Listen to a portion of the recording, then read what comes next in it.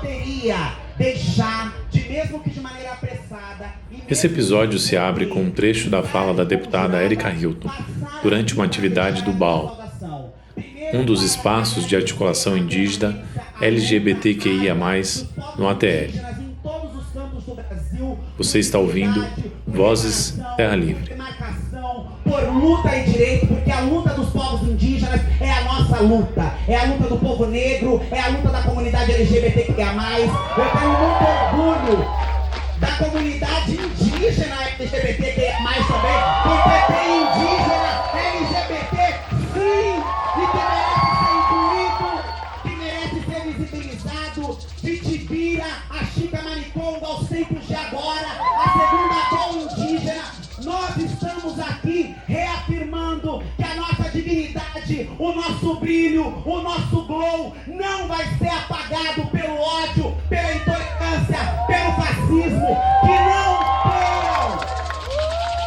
não queiram impedir a transformação que este movimento tem promovido ao longo dos séculos. Negam a nossa identidade, negam a nossa dignidade, porque no fim do dia querem negar a nossa humanidade. E os povos indígenas já conhecem exatamente... Na sequência, a gente conversa com uma das vozes à frente do movimento LGBTQIA+, entre os povos indígenas.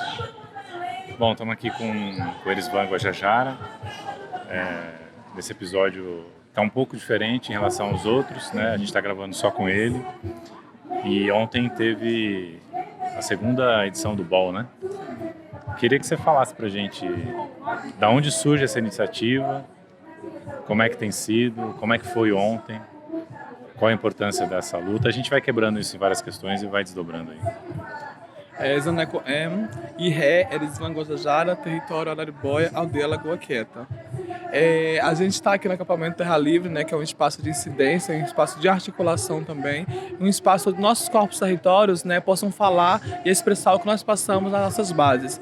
E ontem a gente realizou a segunda BAL indígena, né, que é o coletivo Tibira, da qual sou um dos fundadores também, e trazer para a visibilidade essa luta, que é muito invisibilizada ainda.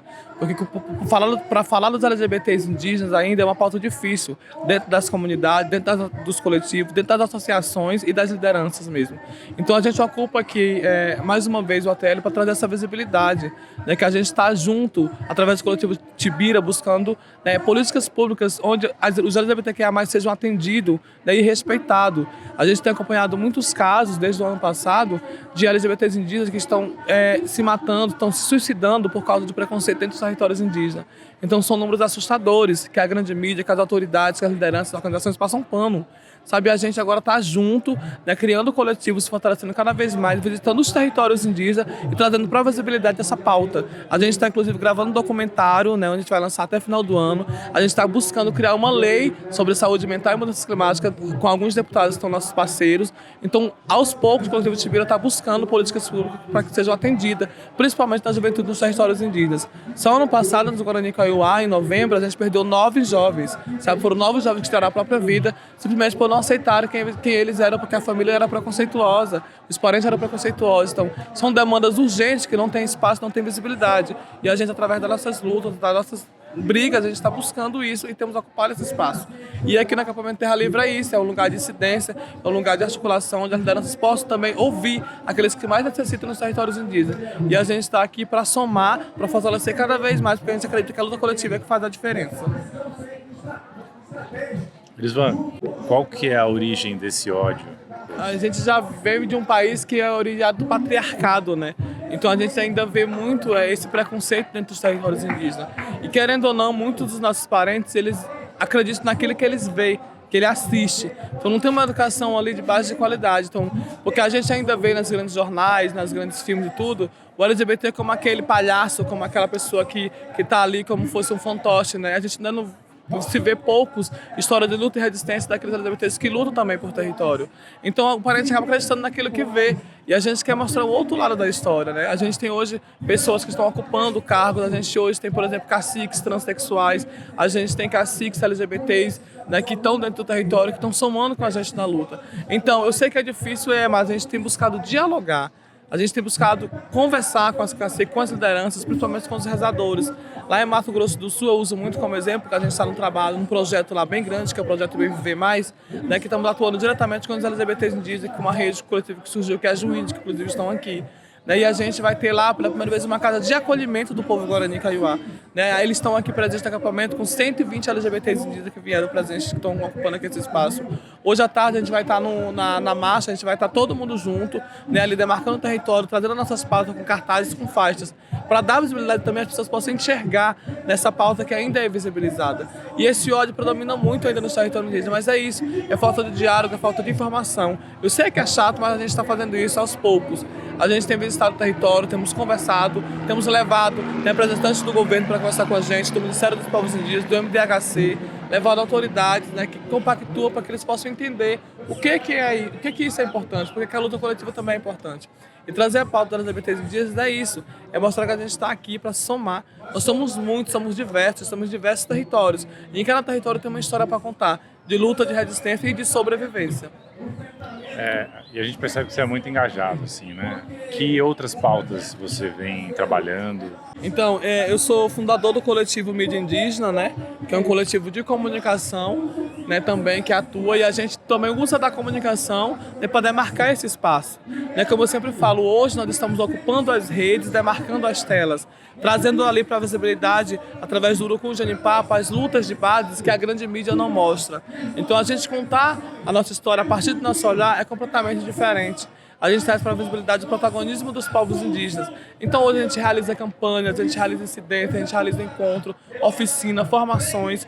Só ano passado a gente realizou o primeiro encontro de comunicadores indígenas, que foi feito em Belém. A gente reuniu lá cerca de 200 e poucos comunicadores de 60 povos. Isso é histórico, sabe? Você tem ali 60 cabeças pensantes, de histórias diferentes, de povos diferentes, de cultura diferente, e juntar junto ali uma pauta específica, junta, única, que é a luta pelo território, a luta pelo bem viver mais. E hoje a gente tem uma rede de comunicadores indígenas que atua diretamente com a gente. A gente hoje tem a mídia indígena com cerca de mais de 2.000 comunicadores que atuam diretamente com a gente nas bases de todos os biomas.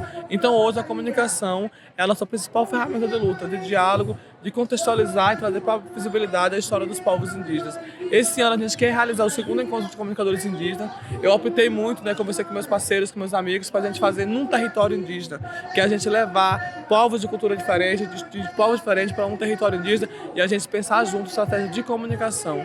A gente tem buscado muito, de como conversar com a sociedade, como que a gente pode fazer com que a sociedade possa comprar a pauta dos povos indígenas. Por que é importante demarcar um território indígena? Porque a sociedade ainda não entende esse processo. Então a gente tem trabalhado muito em campanhas.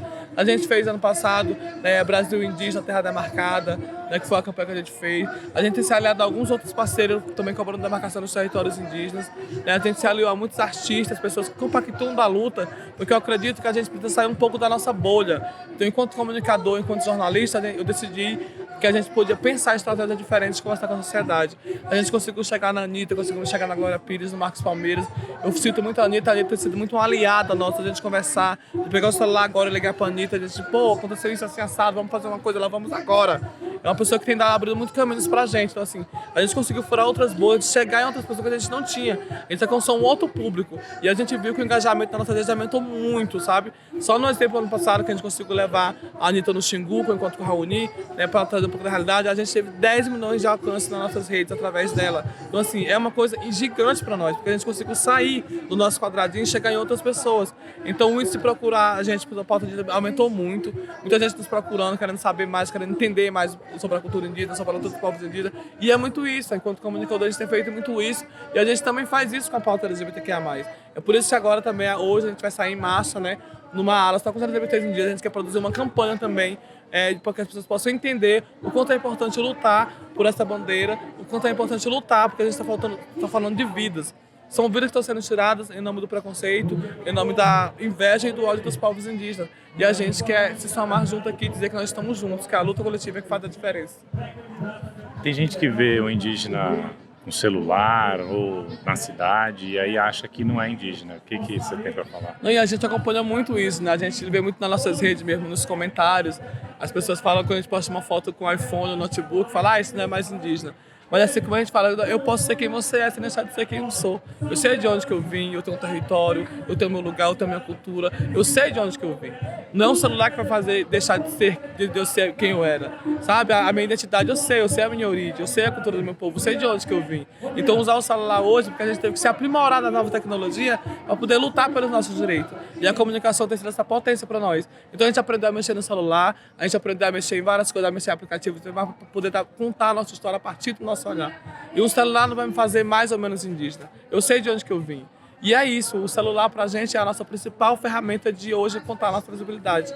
E a gente trabalha para isso. A gente trabalha para conseguir, para comprar. Né? Não é o governo que dá, como o povo fala muito aí, não, o governo não, gente. A gente trabalha, a gente faz, a gente tem jornalistas, a gente tem advogados, a gente tem de médicos, a gente tem todos nós temos capacidade de se formar. E a gente compra isso com os nossos recursos, com o nosso suor, com o nosso trabalho. E o celular vai continuar sendo essa ferramenta nossa, de dar voz e de escuta também dos povos indígenas, de contar a nossa história como ela realmente deve ser contada. O protagonismo agora é nós, e dessa vez com a direção nossa, com o protagonismo e com os povos indígenas na linha de frente. Legal. Elisvan, eu sou do audiovisual e já me envolvi em algumas produções com povos indígenas.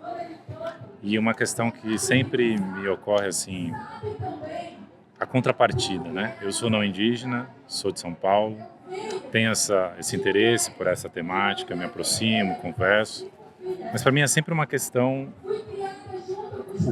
qual é a troca ideal? Como é que eu abordo um território, um povo? O que eu posso oferecer de contrapartida? Como deve ser esse meu movimento? E qual a importância de ter na minha equipe indígenas? Olha, muito bom. Não sei se você conhece a Abrinjó, que é a Articulação Brasileira de Indígenas Jornalistas. A gente tem um coletivo também, na qual também eu faço parte, né? E só é de jornalistas indígenas. São cerca de 62 jornalistas indígenas, é um coletivo que existe hoje, que está aí. E a gente lançou agora, recentemente, um manual de como conversar com os parentes, principalmente para as pessoas não indígenas, né? Pegar esse manual, ler ele, aprender ele, porque ele vai te ensinar como você vai chegar na comunidade, como que você vai abordar a conversa, qual que é a maneira correta de chegar a abordar um indígena. Então esse manual vai estar disponível, também posso te passar depois, vai estar disponível para a galera também poder ver, entender e aprender. Falei, você ler e aprender como que é isso. E uma coisa que a gente tem falado muito, não adianta você ir no território, gravar e tal, fazer um vídeo ali, podemos usar uma pessoa como liderança lá que está lá sofrendo ameaça e tudo, você vem para a cidade, você retorna para o seu lugar, né? Divulga essa reportagem, ela viraliza no mundo, mas quem vai garantir a segurança de quem ficou no território? Então a gente tem que pensar em estratégias, como que a gente deve conversar com a sociedade, mas também pensar na segurança de quem ficou no território. E a gente tem acompanhado muitos casos assim, de pessoas que viralizaram, que denunciaram, e pessoas foram até assassinadas depois. Porque não tem uma segurança no território para aquela pessoa que ficou lá. Então você vai usar a imagem dela, vai rodar o mundo, mas ela continua lá, sendo perseguida, sendo ameaçada e muitas vezes até assassinada. Então a gente pensar junto em estratégia, como que a gente vai garantir também a segurança dos nossos personagens, né? Qual que é o ideal, qual que é o formato ideal da gente trabalhar essa mensagem, passar essa mensagem, sem que acaba criminalizando a liderança ou possa causar essa insegurança nela. Então é pensar em estratégia. Então nesse manual a gente vai dar muitas dicas de como que deve trabalhar esse formato, principalmente na linguagem e na escrita, né? E sempre é bom a gente ter aliados trabalhando com a gente, né? Parceiros, a gente tem muitos parceiros que compactuam a nossa luta, que estão caminhando com a gente, se somando. E a gente tem indígenas, não indígenas numa equipe, é muito bom, que é isso, é a coletividade. A gente tem que se unir também a quem aposta com a gente. A gente tem, como eu falei agora, a gente tem que sair um pouco da nossa bolha, porque não é todo mundo, não é todo não indígena que é ruim. Tem muito não indígena que estão com a gente, somando, nos ajudando ali. E a gente se unir a essas pessoas que juntas a gente consegue fazer a diferença.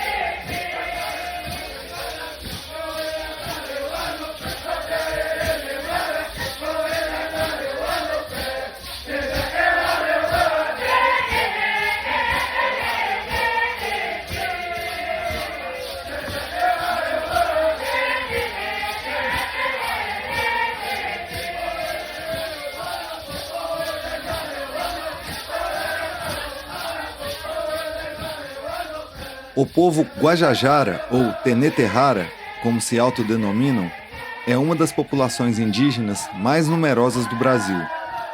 Dados do Sistema de Informação da Atenção à Saúde Indígena, SIASE, coordenado pela Secretaria Especial de Saúde Indígena, SESAI, do ano de 2020, apontam que a população Guajajara Teneterrara era formada por 28.858 pessoas. Habitam mais de 10 terras indígenas na margem oriental da Amazônia, todas situadas no estado do Maranhão. Dentre essas, destaca-se a terra indígena Araribóia. O verbete sobre o povo Teneterrara Guajajara, na página do Instituto Socioambiental, ISA, aponta que todas as terras habitadas pelos Guajajara estão situadas no centro do Maranhão, nas regiões dos rios Pindaré, Grajaú, Mearim e Zutiuá. São cobertas pelas florestas altas da Amazônia e por matas de cerradão, mais baixas, sendo estas matas de transição entre as florestas amazônicas e os cerrados.